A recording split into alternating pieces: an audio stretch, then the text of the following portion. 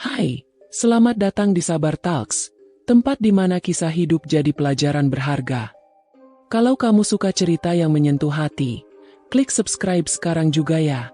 Jangan lupa like videonya, dan tulis di komentar kamu nonton dari mana. Siapa tahu, ada teman satu kota di sini. Dan sekarang, mari kita mulai kisah hari ini. Aku berdiri di depan cermin dengan gaun putih sederhana yang dipinjamkan dari butik kenalan Arga. Wajahku terasa asing. Seolah aku bukan lagi Alia, gadis yang selama ini hidup dengan segala kesederhanaan dan mimpi kecilnya. Hari ini, aku akan menikah. Tapi bukan pernikahan yang selalu kuimpikan. Ini hanyalah sebuah kesepakatan. Sebuah kawin kontrak. Arga, pria yang akan menjadi suamiku, adalah sosok yang begitu misterius. Usianya sekitar 30-an, tinggi, berwibawa, dan selalu berpakaian rapi. Aku mengenalnya tidak lebih dari 2 minggu sebelum lamaran itu datang. Sebenarnya, lebih tepat disebut tawaran daripada lamaran. Tawarannya jelas dan dingin. Ia akan menikahiku selama 6 bulan, membayar semua hutang keluargaku, menanggung biaya pengobatan ayahku, dan memberikan sejumlah uang sebagai bekal setelah kontrak berakhir. Awalnya aku menolak mentah-mentah. Mana mungkin aku menikah tanpa cinta, apalagi dengan pria yang bahkan hampir tak kukenal. Tapi malam itu aku melihat ayah terbaring lemah di ranjang, napasnya berat, dan obat-obatan kami hampir habis. Ibu hanya bisa menangis, memandangi daftar hutang yang semakin panjang. Pada akhirnya, aku menyerah. Untuk ayahku, untuk keluargaku. Hari pernikahan itu berlangsung cepat, bahkan terasa dingin. Tidak ada pesta meriah, hanya akad sederhana di sebuah rumah mewah yang bukan milikku. Arga duduk di sebelahku, menatapku dengan mata yang sulit kutebak. Bukan tatapan hangat seorang pengantin pria, melainkan tatapan yang seolah mengukur jarak. Setelah ijab kabul, ia menjabat tanganku sebentar, lalu berkata singkat, "Mulai hari ini, kau istriku. Anggap saja ini kontrak kerja." Kata-katanya membuat dadaku sesak. Ini bukan cinta. Ini bukan rumah tangga yang normal. Ini hanyalah sebuah transaksi. Hari-hari setelah pernikahan, rumah besar itu terasa hampa. Arga jarang bicara. Ia pulang malam, kadang tak pulang sama sekali. Saat ada di rumah, ia sibuk di ruang kerjanya, menatap layar laptop dengan wajah tegang. Aku mencoba mengajaknya bicara, tapi jawabannya selalu singkat. Bahkan ketika kami makan malam bersama, hanya suara sendok dan garpu yang terdengar. Meski begitu, aku memperhatikan sesuatu. Arga bukan sekadar pria biasa. Setiap kali ia berbicara di telepon, nadanya berubah menjadi dingin, tegas, seolah sedang memberi perintah pada bawahan. Beberapa kali ia bahkan berbicara dengan suara keras, mengucapkan kata-kata yang tak ku mengerti, seperti sedang menegur seseorang. Ada rahasia besar yang ia sembunyikan. Suatu malam, aku tak sengaja mendengar percakapannya di ruang kerja. "Ini hanya sementara," ucapnya pada seseorang di telepon. 6 bulan, lalu semuanya selesai. Dia tidak akan tahu apa-apa. Hatiku tercekat. Dia? Itu pasti aku. Apa yang sebenarnya ia sembunyikan? Mengapa ia terdengar begitu memastikan bahwa aku tidak akan tahu sesuatu? Namun aku menahan diri. Ini kontrak. Aku tak boleh ikut campur urusannya. Begitulah kata-kata yang terus kuulang di dalam hati setiap kali perasaan curiga mulai mengganggu pikiranku. Minggu-minggu berlalu. Aku mulai terbiasa dengan ritme rumah ini. Ada pembantu yang datang pagi untuk membereskan rumah, lalu pulang sebelum sore. Selebihnya, hanya ada aku seorang diri. Kadang, aku berjalan-jalan di taman belakang yang luas. Angin sore membawa aroma bunga yang ditanam rapi di sepanjang jalur setapak. Tapi bahkan taman yang indah itu tidak mampu mengusir rasa kesepian yang terus menghantui. Namun perlahan, ada perubahan kecil. Beberapa kali Arga pulang lebih awal. Ia mulai menyapaku, meski singkat. Bahkan suatu malam, ia membawakan makan malam dari restoran favoritku. Saat itu, aku melihat sekilas senyumnya. Senyum tipis, namun cukup untuk membuatku bingung. Apakah ia mulai membuka diri? Hingga suatu malam, ketika aku hampir terlelap, pintu kamarku diketuk. Alia. Suaranya berat namun terdengar berbeda. Ada keraguan di sana. Aku membuka pintu. Ia berdiri di depan kamarku. Wajahnya lelah, dasinya longgar, dan matanya sedikit merah. Untuk pertama kalinya, ia terlihat rapuh. "Kau belum tidur?" tanyanya pelan. Aku menggeleng. "Tidak." "Ada apa?" Ia menatapku lama. "Tidak, lupakan. Selamat malam." Lalu ia pergi, meninggalkanku dengan ratusan pertanyaan di kepala. Malam itu aku tak bisa tidur. Apa sebenarnya yang ada di balik sikap dinginnya? Mengapa ia terlihat seperti menyimpan luka yang tak bisa diungkapkan? Semua jawabannya mungkin ada di balik rahasia yang ia jaga rapat. Sebuah rahasia yang belum siap untuk kuhadapi. Dan aku tidak tahu, rahasia itu kelak akan mengubah seluruh hidupku. Pagi itu aku terbangun dengan rasa mual yang tak tertahankan. Awalnya kukira hanya masuk angin atau kelelahan. Tapi semakin hari rasa mual itu semakin sering datang. Bahkan bau masakan saja membuat perutku bergejolak. Aku mulai menghitung waktu, mengingat-ingat terakhir kali menstruasi, dan tiba-tiba jantungku berdegup keras. Tidak mungkin. Dengan tangan gemetar, aku pergi ke apotek terdekat dan membeli alat tes kehamilan. Saat melihat 2 garis merah muncul di sana, seluruh tubuhku lemas. Aku terduduk di lantai kamar mandi, menatap kosong pada hasil itu. Aku hamil. Pikiran-pikiran berdesakan di kepalaku. Ini tidak mungkin. Bukankah semua ini hanya pernikahan kontrak?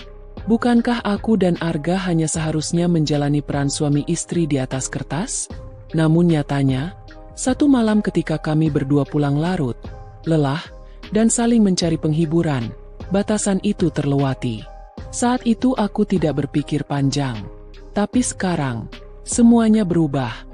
Aku menunggu Arga pulang dengan perasaan kacau. Malam itu ia tiba hampir tengah malam. Jasnya kusut. Wajahnya terlihat tegang. Aku memberanikan diri mendekatinya. "Arga." Suaraku nyaris berbisik. "Kita perlu bicara." Ia menatapku, sedikit heran. "Sekarang? Tidak bisakah besok saja?" Aku lelah. "Tidak." Jawabku tegas. "Ini penting." Ia menghela napas panjang, melepas jasnya, lalu duduk di sofa. "Baiklah, ada apa?" Aku berdiri di hadapannya, tangan meremas ujung gaun tidurku. "Aku hamil." Wajahnya berubah seketika. Ia menatapku seperti baru mendengar berita paling tak masuk akal di dunia. "Apa?" Suaranya pelan tapi tajam. "Aku sudah memeriksanya. Aku hamil." Ulangku, mencoba terdengar tegar meski hatiku gemetar. Hening panjang. Arga berdiri, berjalan mondar-mandir, lalu mengacak rambutnya dengan kasar. "Ini tidak boleh terjadi," gumamnya. Aku terkejut mendengar reaksinya. "Apa maksudmu tidak boleh? Ini anak kita." Ia berhenti berjalan, menatapku dengan sorot mata tajam. "Alia, kau tidak mengerti. Ini akan membuat semuanya kacau." Air mataku menetes. "Kenapa kau bereaksi seperti ini? Bukankah kita suami istri? Mengapa kehamilan ini seolah jadi bencana bagimu?" Alih-alih menjawab, ia mengambil kunci mobilnya. "Aku butuh waktu," katanya singkat, lalu pergi begitu saja, meninggalkanku dengan ratusan pertanyaan dan rasa sakit yang menyesakkan dada. Malam itu aku menangis sendiri di ruang tamu. Kata-katanya terus terngiang. Ini tidak boleh terjadi. Apa yang sebenarnya ia takutkan? Apa yang membuat kehamilan ini menjadi masalah besar? Hari-hari berikutnya Arga semakin berubah. Ia jarang pulang. Ketika pulang pun, ia tak bicara banyak. Ia menghindari mataku, seolah kehamilan ini adalah dosa besar. Tapi aku juga memperhatikan hal lain.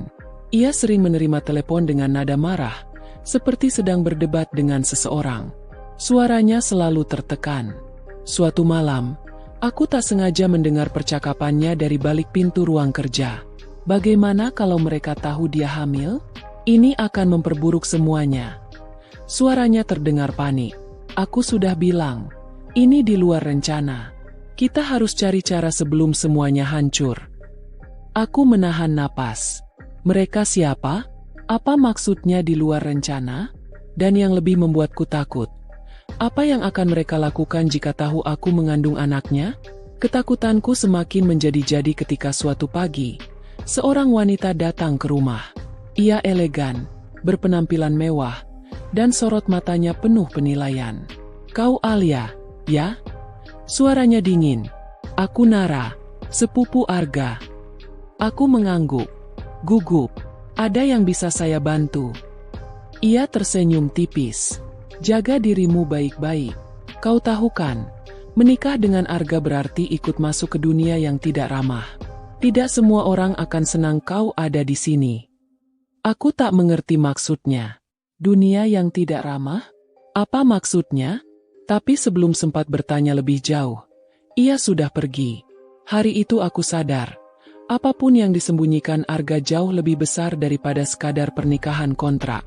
Malamnya, ketika Arga pulang, aku sudah tak bisa menahan diri. Arga, aku lelah terus bertanya-tanya. Tolong, katakan padaku, apa yang sebenarnya terjadi? Siapa keluargamu? Apa yang kau sembunyikan dariku? Dan kenapa kehamilanku membuatmu panik? Ia terdiam lama, lalu duduk di hadapanku. Alia, ini tidak sesederhana yang kau kira. Aku tidak menikahimu hanya karena kontrak.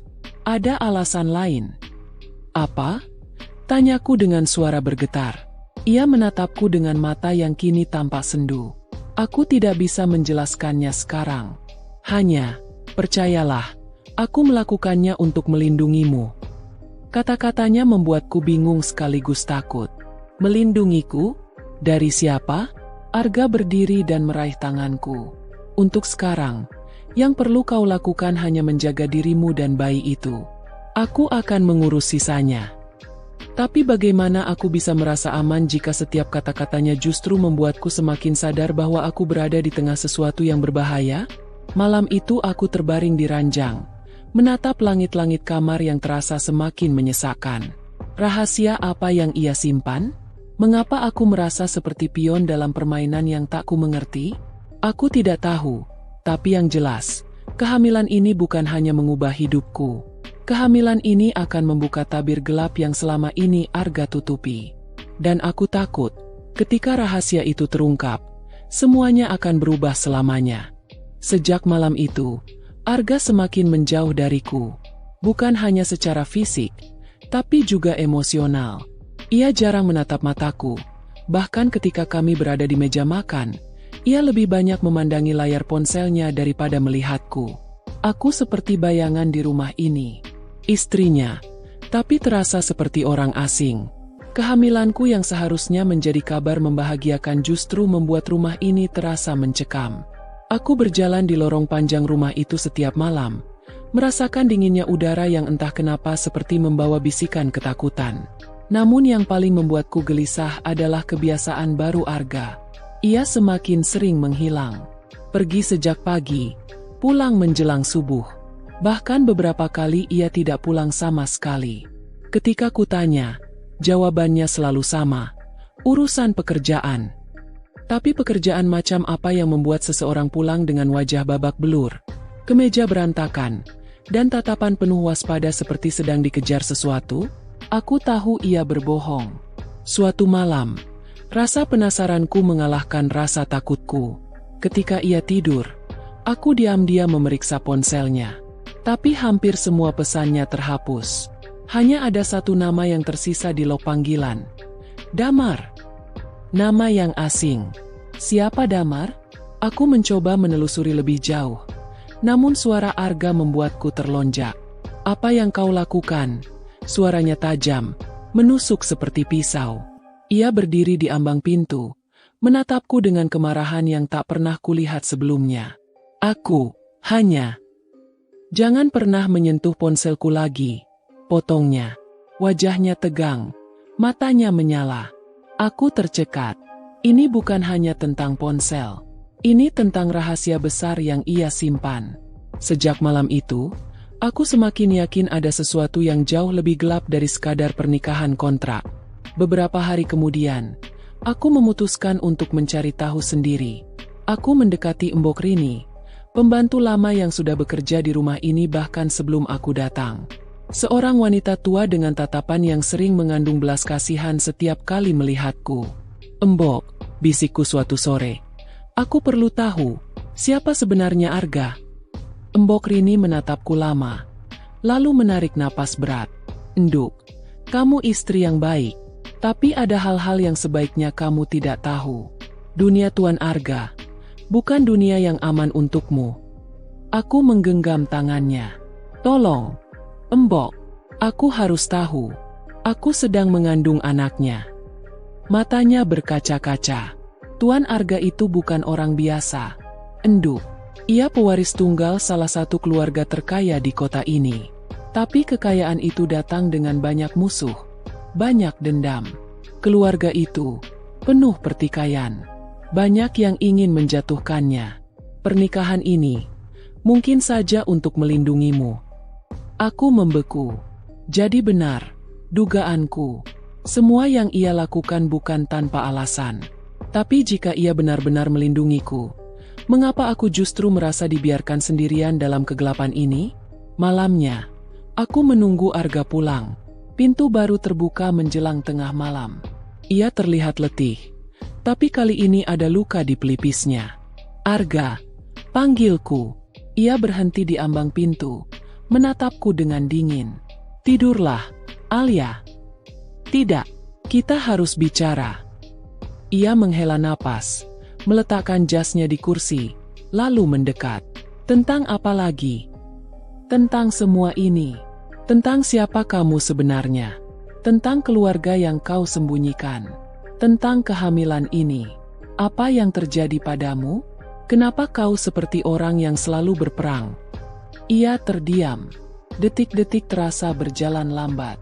Lalu ia berkata, "Alia, aku sudah bilang, percayalah padaku. Tapi jangan ikut campur. Ini demi keselamatanmu." "Keselamatan?" Kata itu membuatku bergidik. Dari siapa? Aku ingin berteriak, ingin memaksanya jujur. Tapi suaraku tercekat ketika ia menatapku dengan sorot mata yang tak pernah kulihat sebelumnya, penuh rasa takut. "Arga, apa yang kau takutkan?" bisikku. Ia tak menjawab. Ia hanya memelukku erat. Untuk pertama kalinya sejak pernikahan kami. Pelukan yang bukan sekadar pelukan. Ada kepanikan, ada rasa kehilangan. Seolah ia takut aku akan diambil dari sisinya kapan saja. Namun malam itu juga aku mendengar sesuatu yang mengubah semuanya. Saat Arga tertidur, ponselnya berbunyi. Aku menatap layar. Damar. Dengan hati-hati, aku mengangkatnya. "Arga." Suara berat di seberang sana terdengar tergesa. "Kita tak punya banyak waktu. Mereka tahu Alia hamil. Ini berbahaya. Kalau kau tidak segera ambil tindakan, nyawanya dan bayinya dalam ancaman." Tanganku gemetar. Ponsel nyaris terlepas dari genggamanku. Mereka tahu aku hamil. Siapa mereka? Dan kenapa nyawaku dalam bahaya? Aku menatap Arga yang terlelap. Wajahnya terlihat damai. Tapi di balik kedamaian itu, aku tahu ada badai besar yang siap menghancurkan kami kapan saja. Dan kini aku sadar, rahasia yang ia simpan bukan hanya tentang keluarganya. Rahasia itu berkaitan langsung dengan hidupku, dengan nyawa anak yang kukandung. Dan aku tidak tahu apakah aku siap menghadapi kebenaran yang menunggu di balik semua ini. Malam itu aku tak bisa tidur. Kata-kata yang kudengar dari ponsel itu terus terngiang di kepalaku. Mereka tahu Alia hamil. Nyawanya dan bayinya dalam ancaman. Jantungku berdebar tak karuan. Siapa mereka? Mengapa kehamilanku membuatku berada dalam bahaya? Dan mengapa Arga tidak pernah memberitahuku apapun? Aku memandangi wajah Arga yang tertidur di sampingku. Untuk pertama kalinya, aku melihatnya bukan sebagai suami, melainkan sebagai seseorang yang hidup di dunia yang tak bisa kujamah. Dunia yang gelap dan penuh rahasia.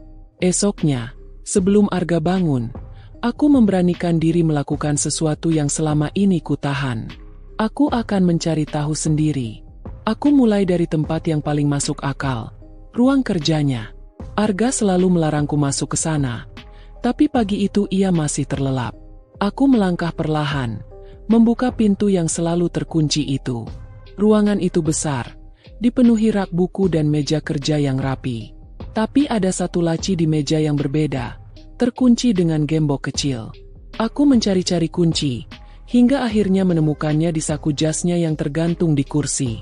Dengan tangan gemetar, aku membuka laci itu.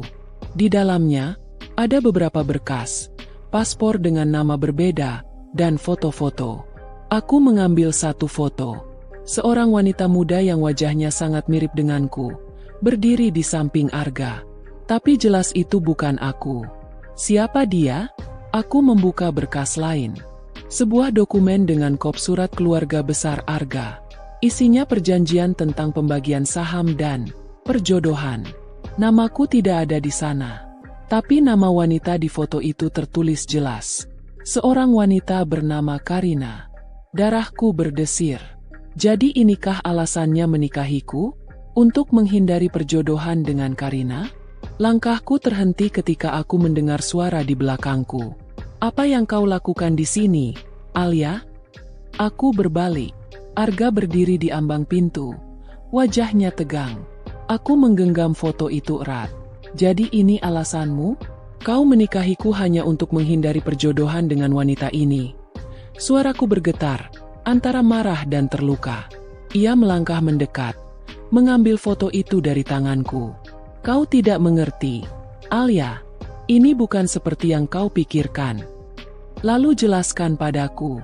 Karena sejauh ini, aku hanya merasa kau memanfaatkanku. Kau jadikan aku tameng untuk masalahmu sendiri. Arga menutup mata, menghela napas panjang. Aku melakukannya untuk melindungimu. Melindungiku? Dari siapa? Arga? Siapa mereka yang bahkan berani mengancam nyawaku?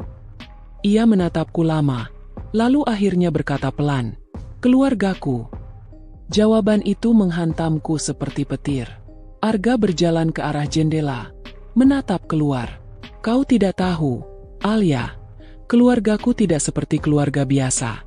Mereka kejam. Semua hanya soal harta, kekuasaan, dan warisan. Aku adalah pewaris tunggal. Itu membuatku menjadi target. Dan sekarang, kau juga. Aku terdiam. Semua potongan mulai terasa masuk akal. Mengapa ia panik ketika tahu aku hamil? Mengapa ia menjaga jarak dariku? Mengapa ia terlihat seperti hidup dalam ketakutan? Lalu kenapa kau tidak memberitahuku sejak awal? Tanyaku dengan suara serak. Karena aku ingin kau tetap aman. Semakin sedikit yang kau tahu, semakin aman kau. Aku menggeleng. Air mata jatuh begitu saja. Kau salah, Arga. Diam-diam seperti ini hanya membuatku lebih takut. Aku butuh tahu apa yang sebenarnya terjadi. Bukan hanya untukku, tapi untuk anak kita. Arga menatapku dengan mata berkaca-kaca. Sorot matanya penuh beban, seolah menahan sesuatu yang ingin ia ungkapkan. Kalau aku memberitahumu, kau mungkin akan menyesal telah menikah denganku. Aku mendekat, menggenggam tangannya. Aku sudah terlanjur masuk ke duniamu. Arga, kalau memang ada bahaya, biarkan aku tahu apa yang akan kita hadapi. Aku berhak tahu. Ia menatapku lama, lalu akhirnya mengangguk. Baik, tapi sekali aku memberitahumu, tidak ada jalan kembali. Aku menguatkan diri. Aku siap. Arga berjalan ke meja, mengambil berkas-berkas dari laci, lalu menyerahkannya padaku. Ini semua tentang keluargaku, tentang perusahaan, tentang perjodohan itu, tentang mengapa mereka tidak akan pernah menerima kehamilanmu. Aku membuka berkas itu. Semakin kubaca, semakin aku sadar betapa rumit dan gelapnya masalah ini. Arga kembali bicara, suaranya rendah dan berat. Karina, wanita di foto itu. Dia bukan hanya calon tunangan yang dipilih keluargaku. Dia adalah kunci untuk mempertahankan kekuasaan keluarga. Pernikahan dengannya akan mengamankan warisan. Tapi aku menolak. Aku tidak mau hidupku diatur. Jadi aku menikahimu. Dengan cara itu, mereka tidak bisa memaksakanku lagi. Tapi sekarang, dengan kehamilanmu, mereka menganggapmu ancaman. Aku tertegun. Jadi ini bukan hanya soal cinta atau pernikahan kontrak. Ini soal perebutan kekuasaan. Dan aku, tanpa sadar, berada di tengah pusarannya. Jadi mereka bisa melukaiku, tanyaku pelan. Arga menatapku, lalu menjawab tanpa ragu. Mereka akan melakukan apa saja demi mempertahankan kekuasaan. Bahkan jika itu berarti, ia terdiam, tak sanggup melanjutkan kalimatnya. Tubuhku gemetar. Untuk pertama kalinya, aku benar-benar merasa takut. Bukan hanya untukku, tapi untuk bayi yang kukandung. Arga memegang pundakku. Alia, aku berjanji, aku tidak akan membiarkan mereka menyentuhmu. Apapun yang terjadi, aku akan melindungimu. Aku ingin percaya. Tapi entah mengapa, kata-katanya justru membuatku sadar bahwa badai besar benar-benar sedang mendekat. Dan aku tahu, rahasia ini baru permulaan. Sejak pengakuan Arga malam itu, hidupku terasa seperti berjalan di atas kaca tipis. Setiap suara langkah di koridor rumah membuatku terlonjak. Setiap panggilan telepon membuatku menduga itu mungkin ancaman. Bahkan ketika aku menatap bayanganku di cermin, aku melihat seseorang yang asing, seorang perempuan yang terjebak dalam permainan besar yang tidak ia pahami. Hari-hari berikutnya, Arga semakin sering pulang larut malam. Wajahnya selalu tegang, bahunya kaku, dan setiap kali aku mencoba bertanya, ia hanya berkata, "Aku sedang mengurus semuanya. Percayalah padaku." Tapi bagaimana aku bisa percaya sepenuhnya jika rahasia terus berdatangan tanpa jeda? Suatu malam, saat aku sedang duduk di ruang tamu, suara deru mobil berhenti di depan rumah. Tidak seperti biasanya, Arga tidak masuk melalui pintu utama. Ia muncul dari pintu belakang, pakaiannya berantakan, dan ada darah di pelipisnya. Aku berlari menghampirinya. "Arga, apa yang terjadi?" Seruku panik. Ia hanya menggeleng, menahan napas, dan memelukku erat. "Alia, kau harus siap menghadapi apapun. Mereka sudah bergerak." "Apa maksudmu mereka sudah bergerak?" tanyaku, hampir berteriak. Arga melepaskan pelukannya dan menatapku dalam-dalam. "Keluargaku. Mereka sudah tahu segalanya. Entemu, tentang bayi kita. Dan sekarang, mereka akan melakukan apa saja agar kau pergi dari hidupku." Tubuhku melemah mendengar kata-katanya. "Pergi? Mereka mau aku pergi kemana? Ini rumahku juga." "Mereka tidak peduli, Alia." Suaranya pecah. "Bagiku, kau adalah istriku. Tapi bagi mereka, kau adalah ancaman. Dan bayi ini," ia menatap perutku. "Mereka melihatnya sebagai penghalang bagi rencana mereka." Air mataku mengalir tanpa bisa kutahan. Jadi semua ini benar? Mereka akan menyakitiku. Arga menggenggam tanganku erat. "Tidak jika aku bisa mencegahnya. Aku sudah menyiapkan tempat yang aman untukmu. Kau dan bayi kita akan tinggal di sana sementara." Aku menepis tangannya. "Tidak, Arga. Aku tidak akan lari. Ini rumah kita. Kita harus melawan mereka bersama." Ia menatapku dengan wajah lelah. "Kau tidak tahu seperti apa mereka, Alia. Mereka tidak bermain dengan aturan. Mereka kejam." Aku ingin berteriak, ingin menolak semua yang ia katakan. Tapi dalam hati kecilku, aku tahu ia benar. Jika orang-orang itu mampu mengancam nyawaku bahkan sebelum aku tahu siapa mereka, maka mereka pasti mampu melakukan lebih buruk lagi. Saat itu, bel rumah berbunyi. Kami saling menatap. Tegang. Jam menunjukkan pukul 1 dini hari.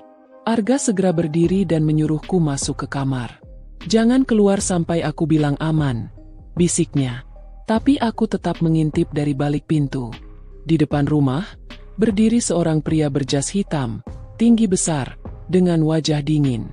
Mereka berbicara dengan suara rendah. Tapi aku mendengar beberapa kata. "Kau tahu konsekuensi menentang keluarga, Arga?" Aku tidak akan membiarkan kalian menyentuh istriku, jawab Arga dengan nada tegas. Ini peringatan terakhir. Bawa dia pergi, atau kami yang akan melakukannya. Pria itu pergi, meninggalkan udara yang terasa lebih berat dari sebelumnya. Arga masuk kembali dengan wajah pucat. Ia menatapku, dan tanpa berkata apa-apa, ia langsung memelukku. Alia, mulai besok, kau tidak bisa lagi keluar rumah sendirian. Dan kau harus siap jika suatu saat kita harus pergi dari sini. Aku terdiam, membiarkan kata-katanya meresap ke dalam pikiranku. Kehamilanku, yang seharusnya membawa kebahagiaan, kini berubah menjadi sumber bahaya. Keesokan harinya, Arga membawaku ke sebuah villa di pinggir kota. Tempat itu sepi, dikelilingi pepohonan, dan jauh dari pandangan orang. Di sini kau aman, katanya, mencoba menenangkanku. Tapi hatiku tetap berdegup kencang. Saat aku membereskan barang-barang, ponselku berdering. Nomor tak dikenal. Aku mengangkatnya dengan ragu. Alia, suara wanita di seberang terdengar dingin. Kau pikir kau bisa merebut Arga dari kami? Kau hanyalah pion. Pergilah sebelum semuanya terlambat. Aku membeku. Siapa ini? Wanita itu tertawa kecil. Seseorang yang akan memastikan kau tidak pernah menjadi bagian dari keluarga ini. Anggap ini peringatan. Lalu sambungan terputus. Tanganku gemetar hebat. Aku duduk di lantai. Air mata mengalir. Ancaman itu nyata. Mereka benar-benar mengincarku. Arga masuk. Melihatku gemetar. Siapa yang meneleponmu? Tanyanya. Wajahnya langsung tegang. Aku tak bisa menjawab. Hanya menyerahkan ponsel itu padanya. Ia membaca riwayat panggilan. Lalu melempar ponsel itu ke dinding hingga hancur. Mereka sudah mulai. Alia, ini belum berakhir. Aku menatapnya. Mencari sedikit harapan di matanya. Apa yang akan kita lakukan sekarang, Arga? Ia menggenggam kedua tanganku. Kita melawan. Aku sudah terlalu lama diam. Jika mereka menginginkan perang, mereka akan mendapatkannya. Aku melihat tekad di wajahnya. Tapi aku juga melihat sesuatu yang lain. Ketakutan. Saat malam menjelang, aku berbaring di ranjang villa itu, mendengarkan suara jangkrik di luar. Aku menatap langit-langit, mengelus perutku yang mulai membesar. Bertahanlah, nak. Bisikku pada bayi di dalam kandungan. Mama akan melindungimu, apapun yang terjadi. Tapi di dalam hatiku, aku tahu badai besar belum dimulai. Rahasia yang selama ini Arga simpan baru sebagian kecil dari kenyataan. Dan sisanya, mungkin akan menghancurkan segalanya.